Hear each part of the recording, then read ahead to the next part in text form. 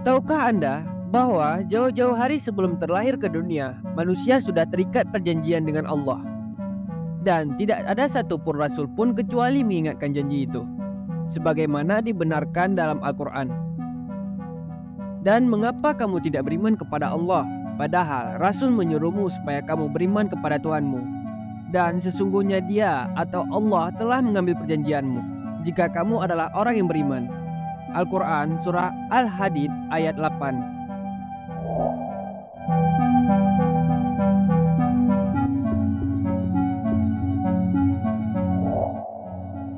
Assalamualaikum warahmatullahi wabarakatuh. Halo sahabat, apa kabar hari ini? Semoga sahabat semua diberi kesehatan dan dimudahkan rezeki. Amin ya Rabb. Kapan perjanjian itu dilakukan? Setelah kakek moyang manusia Nabi Adam alaihissalam diciptakan. Demikian yang tersurat dalam hadis riwayat Abu Hurairah. Sewaktu menciptakan Nabi Adam, Allah mengusap punggungnya.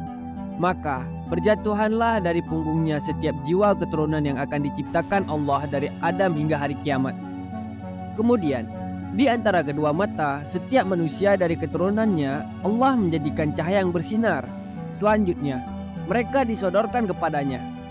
Adam pun bertanya, "Wahai Tuhan, siapakah mereka?" Allah menjawab, "Mereka adalah keturunanmu." Hadis riwayat At-Tirmizi. Pada saat seluruh calon keturunan Adam alaihissalam dikeluarkan dari punggungnya, Allah mengambil janji dan sumpah setia mereka. Dan ingatlah ketika Tuhanmu mengeluarkan keturunan anak-anak Adam dari sulbi mereka dan Allah mengambil kesaksian terhadap jiwa mereka. Al-Quran Surah Al-A'raf ayat 172. Sehingga tidak akan berdiri kiamat sebelum semua keturunan yang telah diambil sumpah, kesaksian dan janjinya itu terlahir ke dunia. Lihat Abu Muhammad Sal, Tafsir Al-Tasturi, Beirut Darul Kutub Al-Ilmiyah 1423, Jilid 13, 222. Lantas, apa isi perjanjiannya dan apa tujuannya? Lanjutan ayat tersebut mengatakan, Allah berfirman, "Bukankah aku ini Tuhanmu?" Mereka menjawab, "Benar, Engkau Tuhan kami. Kami menjadi saksi. Kami lakukan yang demikian itu, agar pada hari kiamat kamu tidak mengatakan, sesungguhnya kami Bani Adam adalah orang-orang yang lengah terhadap ini, atau keesaan Tuhan." Al-Quran Surah Al-A'raf ayat 172. Sumpah serupa juga diambil Allah dari para nabi. Dan ingatlah ketika kami mengambil perjanjian dari nabi-nabi, dari kamu atau sendiri, dan dari Nuh, Ibrahim, Musa dan Isa putra Maryam, dan kami telah mengambil dari mereka perjanjian yang teguh. Al-Quran Surah Al-Ahzab ayat 7. Namun perjanjian Allah dengan para nabi bukan soal menuhankannya, melainkan soal saling meneguhkan antara satu nabi dengan yang lain.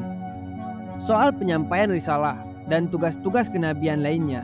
Riwayat lain menyatakan, janji itu tentang pertama kalinya Nabi Muhammad SAW diciptakan, namun yang paling terakhir diutus. Lantas, mengapa kemudian manusia ingkar janji, menyimpang dan kufur? Itulah sifat manusia. Mereka lupa atas janjinya sendiri di hadapan Rabb mereka. Makanya Allah mengutus para rasul untuk mengingatkan janji itu, sehingga tidak ada hujah bagi mereka untuk tidak beriman saat ditagih janji pada hari kiamat kelak. Tak lagi ada alasan. Sesungguhnya kami Bani Adam adalah orang-orang yang lengah terhadap ini, atau keesaan Tuhan. Al-Quran Surah Al-A'raf ayat 7 sampai dengan 172. Dari ayat dan hadis yang kami sampaikan dapat dipetik beberapa pelajaran. Setelah menciptakan Adam alaihissalam, Allah mengeluarkan seluruh calon keturunannya. Tidak akan berdiri kiamat sebelum seluruh keturunan itu terlahir ke dunia. Saat seluruh calon keturunan Adam alaihissalam dikeluarkan, Allah mengadakan perjanjian dengan mereka. Dalam perjanjian itu, manusia sudah berjanji untuk menuhankan Allah. Secara tak langsung, mereka juga berjanji untuk tak menyekutukannya, tidak menyembah kepada selainnya, tidak meminta kepada selainnya, dan seterusnya. Manusia memiliki sifat lupa dan ingkar atas janji yang telah diungkapkannya. Para nabi dan rasul diutus untuk mengingatkan janji manusia kepada Allah. Di akhirat, tidak ada alasan bagi mereka lupa janji atau lengah atas ketuhanan dan keesaannya. Wallahu a'lam.